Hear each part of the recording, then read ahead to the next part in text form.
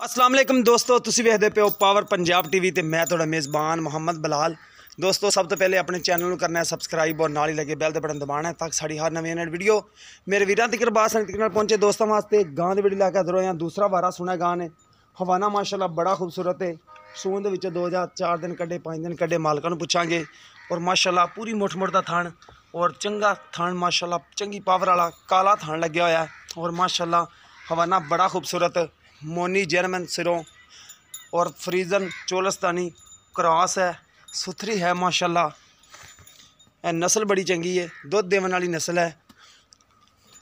बाकी जो गलबात है भाई उन्होंने पूछांगे। भाई ने दूसरा ही सुना पहले किन्ना कुछ दुध करती रही बच्चे ने छड़ के एक थानी या दो थानी किन्ना छड़ते सो? जी अगला पिछला थाने दा चोंदे रहे जी, एक टाइम दा करदी रही 14 किलो दो टाइमां दा 14 किलो दुध करदी रही। ठीक हो गया, दो टाइमां दा 14 किलो दुध दो थना दे विचों। हां जी हां जी ठीक हो गया जी। 7 किलो टाइम दा हां जी चोंदे रहे हो। ठीक हो गया जी। हुण किन्ने कुछ दिन कट जाएगी सून दे विचों? हां जी 2-4 दिन है जी, 4 दिन ला जावे 2 दिन ला जावे जी। ठीक हो गया ने हुण सूना है जी। हां जी ठीक हो गया जी। 2-4 दिन लै जावे उत्ते दिन पूरे ही खड़े ने ते। दिन पूरे ठीक हो गया जी। ते किन्ने दे मुहब्बत प्यार वाले आपां पैसे लैणे ने गां दे?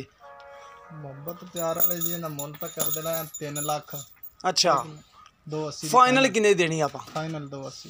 अच्छा डिमांड जी है 3 लाख रुपया कर दिओ, हां जी 2,80,000 की फाइनल दे दिओ। हां जी ठीक हो गया जी। 2,80,000 की पाई कहते हैं कि फाइनल दे देंगे।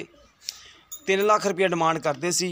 14 किलो पहलन दुध कर दी रही है और दूजन अगर अल्लाह नूं पता किन्ना करेगी। थणा दे विच कोई वादा काटा नहीं। बंद हो पई इन्हां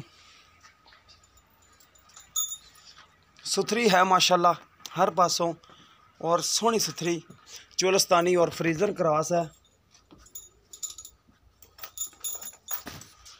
घरेलू है जैनमैन, कोई व्यापारी नहीं दे।